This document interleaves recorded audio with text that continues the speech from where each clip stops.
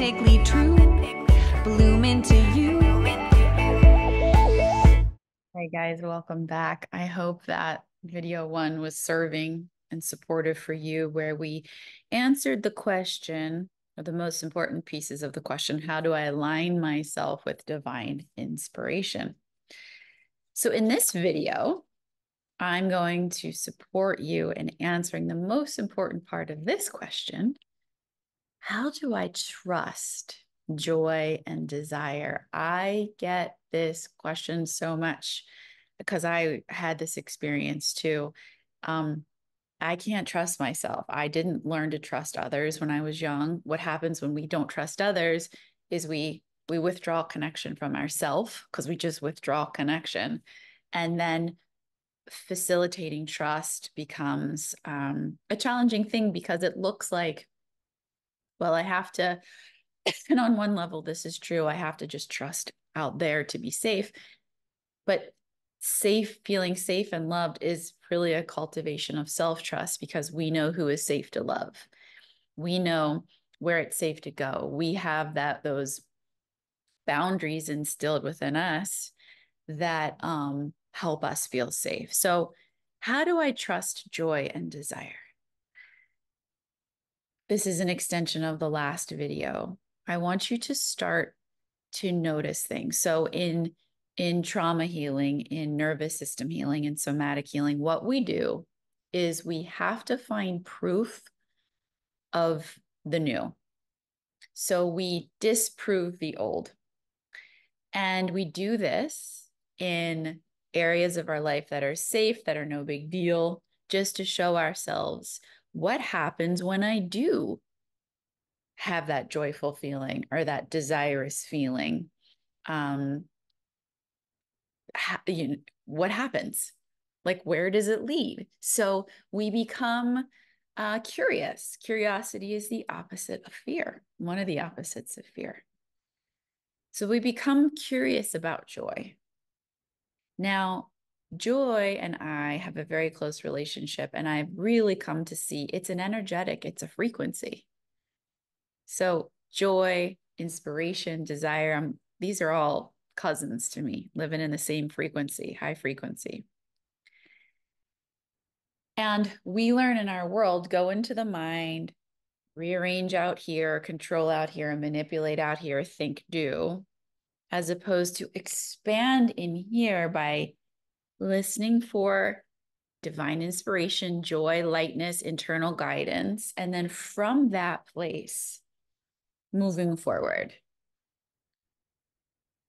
Because when I am in the frequency of joy, desire, inspiration, that is, if we are energy. Einstein showed us this. We're in a quantum field, E equals MC squared. I attract that of my frequency. My nervous system either feels safe enough to allow it in, or innocently it bounces off. And I find proof again. I find proof of my old reality. See, that doesn't happen. That can't happen.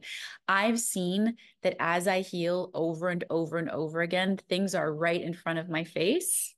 The wild parrots agree that I couldn't see before that are solutions to my problems. It is profound. It's profound how our mind works to keep us safe, but it's also profound that opportunity and possibility are right in front of our face when we heal. So you, as a continuation of lesson one, are just going to start to notice, wow, when I follow joy, this happened. Is it true I can trust that?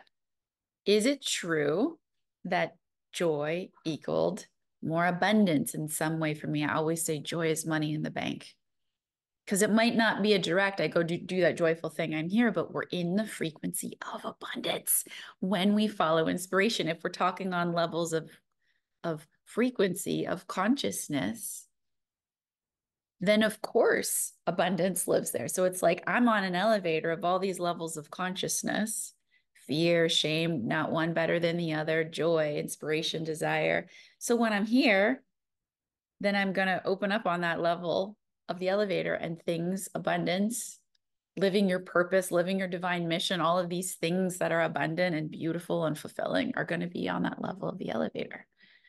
So it's a rewrite to the system. We've all grown up in masculine culture, wounded masculine culture that tells us opposite of follow your joy. You're like, how's that going to do anything? So I want you to start to begin to be a noticer and clock it when it works out. That actually rewires your brain. Hey, look at that. It actually doesn't work when I neglect myself or dishonor myself and don't follow my joy. And things come to me easily when I do follow my joy. And I'm safer when I follow my joy, my inspiration, my desire. So continue to notice. I invite you to, I call it an intuition journal. It could be an inspiration journal. I invite you to take your journaling from the last step a little farther and just start to notice when I follow this. Now, at first, look, I've dealt with sadness, tiredness, depression, all of that stuff too.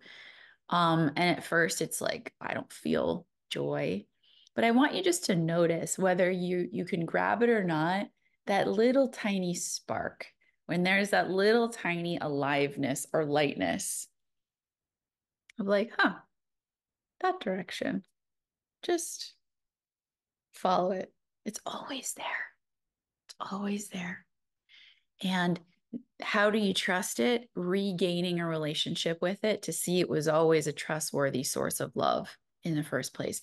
We project our pain onto God, onto ourselves, onto joy, and we don't realize that this divinity within us is a safe, benevolent force, is trustworthy, is the thing that is going to help you feel safe and loved. So beginning to start to intend to connect within, to recultivate self-trust, set these intentions, and keep experimenting. Okay. So you can write down any insights you learned from this lesson and notice. And then another little bonus tip you can do is spend your time around people like me and others who are in this balanced feminine and masculine way of being, who do move through this undercurrent of love and joy and follow divinity and inspiration to lead to abundance. Now, that doesn't mean we're not going to take action. It just means this first. I got to put fuel in the car before I drive the car.